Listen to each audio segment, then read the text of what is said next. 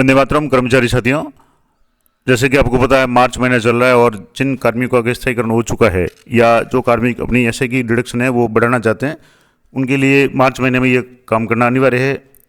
इसके संबंध में एसआई के संबंध में मैंने पहले भी वीडियो बना रखे हैं, क्या उपयोग है, कहाँ कहाँ आपके ये एसआई यानी स्टेट इंश्योरेंस की डिडक्शन है वो आपके भविष्य में कम आ सकती है, उसके बारे में विस्तार से मैंने वीडियो बना रखा है, तो उसमें बात नहीं करेंगे। आज कुछ इसके संबंध में जो इंपॉर्टेंट जानकारी है वो साझा करूँगा।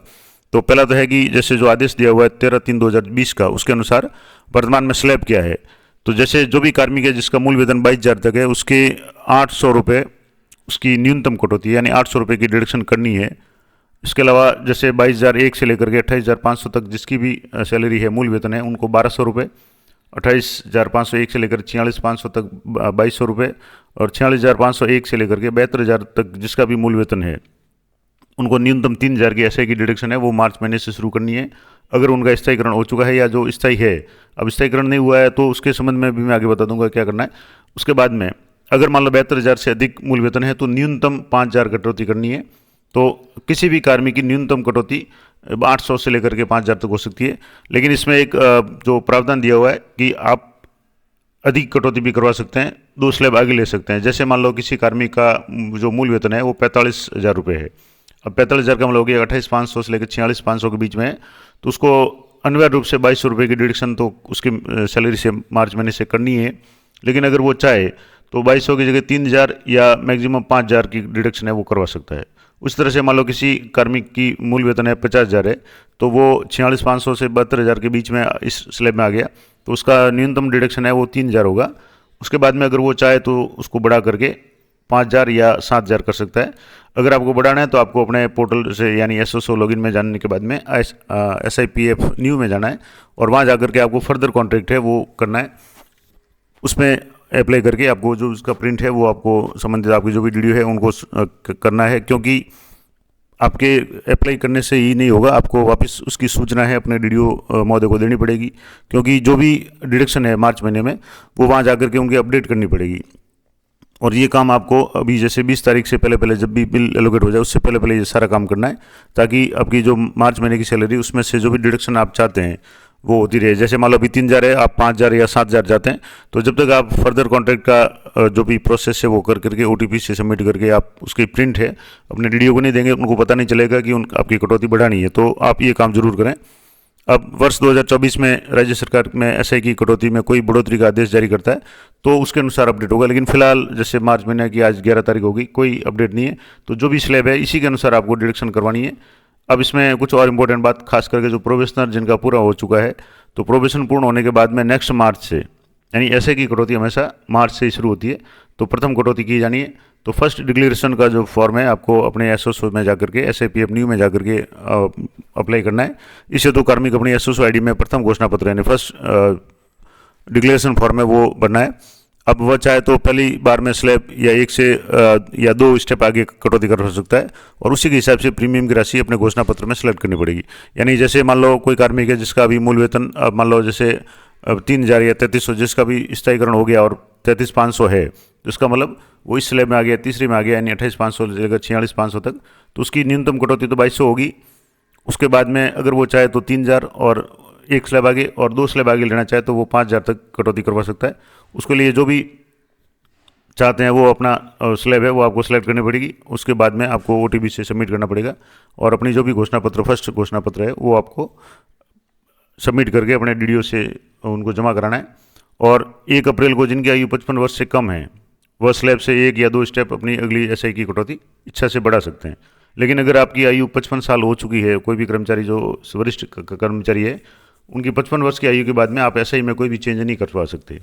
तो मेरा ये हमेशा सुझाव रहता है कि आप अधिक से अधिक जो भी एसआई की डिडक्शन है वो करवाएं।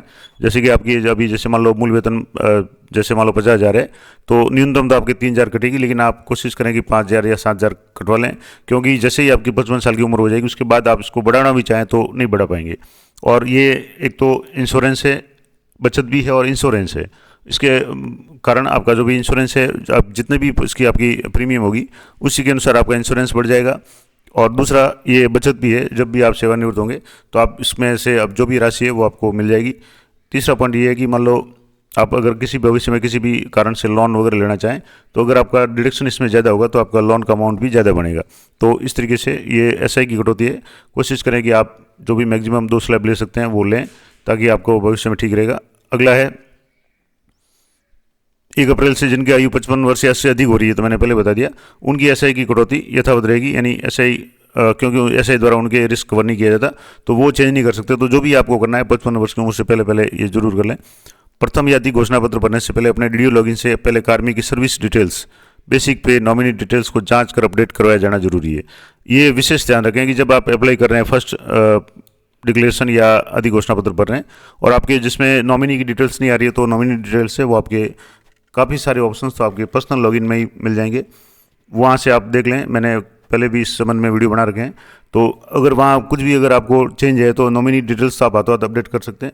इसके अलावा सर्विस डिटेल्स या और कोई डिटेल्स है जो आपके पर्सनल लॉगिन से अपडेट नहीं हो रही है, तो आपने डीडीओ से संपर्क करके उसको पहले सही करवाएं, उसके बाद ही घोषणा पत्र भरें, चाहे प्रथम घोषणा पत्र हो या फर्दर कॉन्ट्रैक्ट यानी अधिक घोषणा पत्र हो, ताकि आपका जो भी प्रिंट निकले उसमें किसी तरह की कोई भी गलती नहीं हो। और ये काम आप यथाशीघ्र कर लें। वैसे तो 10 तारीख तक आपको ये काम कर लेना था, लेकिन अभी अगर आपने नहीं किया तो आज ही ये काम जरूर करें। जो भी आपके अधिक घोषणा पत्र या प्रथम घोषणा पत्र जो भी डिटेल्स है वो भरने से पहले आप एक बार जो भी अपनी सर्विस डिटेल्स है, बेसिक पे, मूल वेतन है और नॉमिनी डिटेल्स विशेष रूप से आप जरूर चेक कर लें।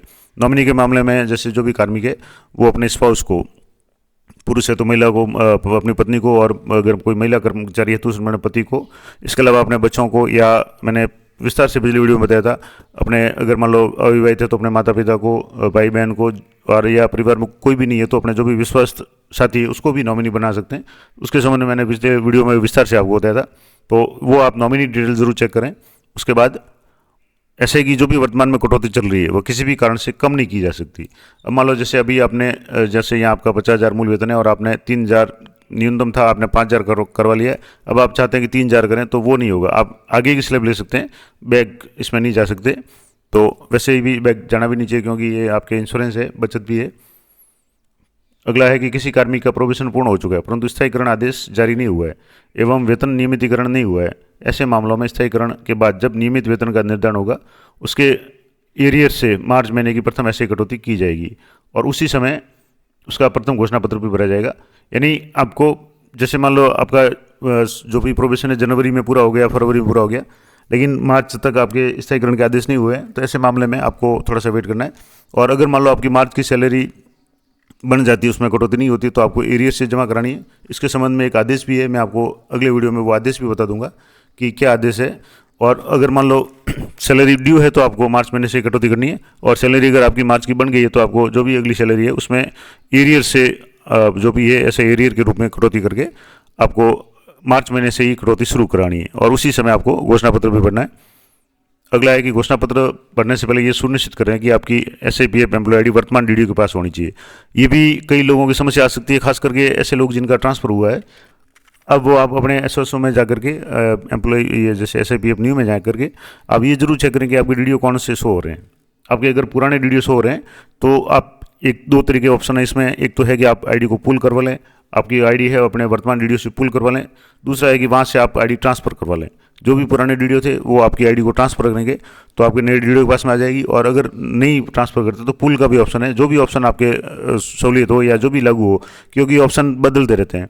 कुछ समय पहले जो एम्प्लॉय पुल का ऑप्शन था वो बंद कर दिया था, लेकिन अभी वापस शुरू है। तो जैसा भी हो आप ये जरूर चेक करें कि आपकी जो आईडी है वो वर्तमान डीडीओ के पास में होनी चाहिए। अगर घोषणा पत्र आप वर्तमान डीडीओ की जगह पुराने डीडीओ पे है तो आपका जो भी घोषणा पत्र है उसमें पुराने डीडीओ की आईडी पे शो होगा, और ऐसी स्थिति में वापस आपको SAPF ऑफिस में जाकर के आईडी ट्रांसफ़र करवानी पड़ेगी।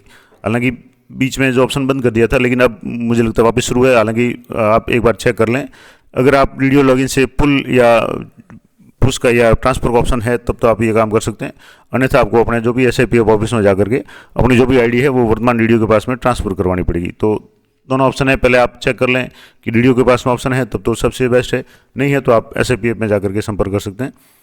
अगर किसी कार्मिक का वेतन 5वें या 6ठे वेतन आयोग में आरित हो रहा है तो उनकी ऐसे की कटौती यथावत रहेगी, और जब उनका फिक्सेशन 7th पे में हो जाए तब उसका एरियर बनेगा। उसमें ऐसे ही अंतर की जो भी राशि है वो स्लैब के अनुसार कटौती हो जाएगी।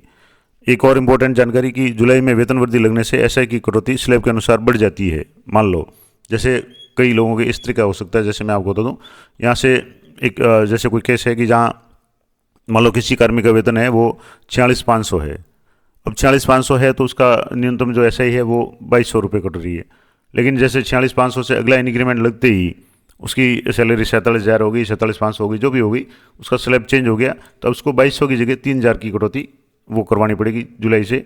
लेकिन ये स्थिति कब होगी कि जब आप न्यूनतम स्लैब ले रहे हैं। अगर मान लो आपका मूल वेतन अभी जैसे 46,500 या मान लो 45,000 है और आप पहले से ही 2 स्लैब 3,000 या 5,000 अगर ले रहे हैं तो आपको इस तरह की नौबत आएगी नहीं, आपकी जुलाई में चेंज करने की आवश्यकता पड़ेगी नहीं, क्योंकि आप ऑलरेडी जो न्यूनतम स्लैब था 2,200 उससे ज़्यादा 3,000 या 5,000 ले रहे हैं। और मैं हमेशा यही सुझाव देता हूँ कि आप अधिकतम जो भी एसआई की डिडक्शन है वो करवाएं। तो मान लो आपके यहाँ से जैसे बेसिक चेंज भी हो जाएगा जुलाई में, 46,500 या 46,000 है, उसकी जगह 47,000 48,000 अगर हो जाता है तो आपको अपडेट करवाने की आवश्यकता नहीं रहेगी, क्योंकि आप ऑलरेडी 3,000 या 5,000 की डिडक्शन पहले से करवा रहे हैं। तो ये ज़रूर ध्यान रखें कि जो भी मैक्सिमम है वो आप करवाएं।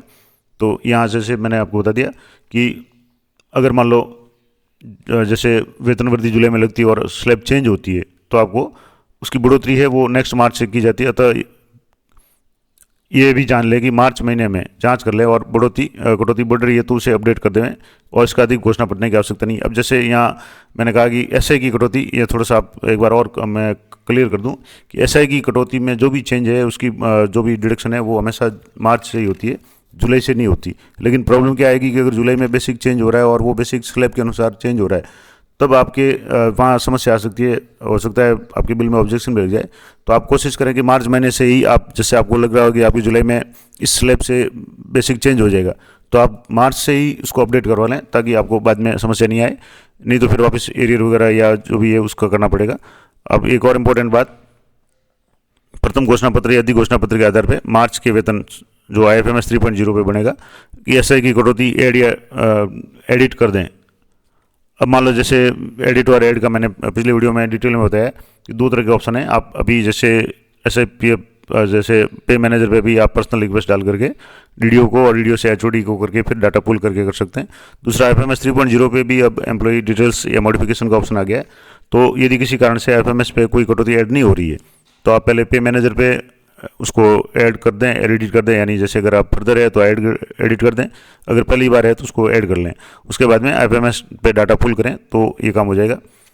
अगला इंपॉर्टेंट बात कि 1 अप्रैल 2023 से मार्च 2024 तक जिनके भी स्थायीकरण हुए हैं उनके राज्य बीमा की प्रथम कटौती हेतु घोषणा पत्र अपनी SSO ID से SIPF न्यू पोर्टल पे ऑनलाइन सबमिट करना है, ये मैंने आपको बता दिया। और उसके अनुसार ही मार्च के महीने से आपकी प्रथम कटौती है वो की जानी अनिवार्य है। तो जब भी आप ये काम करें, यानी फर्स्ट डिक्लेरेशन करें, तो उसकी सूचना तुरंत अपने DDO साहब को दे दें ताकि वो आपके डिडक्शन जो भी आप सेलेक्ट कर रहे हैं वो अपडेट कर लें। ये जुलाई वाला थोड़ा सा मैं एक बार वापस बता दूं, थोड़ा सा अगर आपके इसमें कन्फ्यूज हुआ है तो जुलाई में SI वेतन लगने से अगर SI की स्लैब में चेंज हो रहा है तो उसकी बढ़ोतरी मार्च से ही की जाती है। अतः किसी भी कार्मिक के ये मार्च महीने में आप देख लें, जैसे मैं आपको यहाँ बता रहा था, मैं आपको थोड़ा सा दोबारा बता दूँ कि SI की कटौती हमेशा मार्च महीने से ही अपडेट होगी, चेंज होगी। तो मान लो जैसे कोई कार्मिक है अभी जैसे 46,500 पे है, उसका एक इंक्रीमेंट जुलाई में लगते ही उसका बेसिक है वो 46,501 से लेकर इसके रेंज में आ जाएगा, तो उसकी SI की कटौती है वो चेंज हो जाएगी। तो ऐसा कोई मामला है तो उस कार्मिक को आप कहें कि अब बी से वो फर्दर डिक्लेरेशन करके 3,000 या 5,000 करवा लें ताकि जुलाई में उसके कोई भी समस्या नहीं आए। नहीं तो जुलाई में उसका मूल वेतन है वो 46,500 या 47,000 हो जाएगा और उसकी कटौती है 22 जारी रह जाएगी। तो वो भी एक विसंगति हो सकती है, SI की तरफ से ऑब्जेक्शन भी लग जाए। तो आप अभी से मार्च महीने से ही जो भी खास करके कर्मचारी और DDO साहब जो भी है वो ये ज़रूर चेक कर लें कि किसी का जुलाई में इस स्लैब के यानी इसी रेंज में है और जुलाई में इंक्रीमेंट लगते ही उसका स्लैब चेंज हो रहा है, तो उसको अभी से कार्मिक को कहना है कि आप अपनी जो भी डिडक्शन है उसको फर्दर कॉन्ट्रैक्ट करके उसको बढ़ा दें ताकि आपके बाद में समस्या नहीं आए। और मैं यही कह रहा हूँ कि आप 1 या 2 स्लैब एक्स्ट्रा लें तो आपको किसी भी तरह की कोई भी समस्या नहीं आएगी। तो ये महत्वपूर्ण जानकारी थी SIPF के संबंध में। आशा करता हूँ आपके लिए उपयोगी रहेगी। इसी तरह की अपडेटेड और इन्फॉर्मेटिव जानकारी के लिए चैनल पर बने रहें। मिलते हैं नेक्स्ट वीडियो में, तब तक जय हिंद, जय भारत।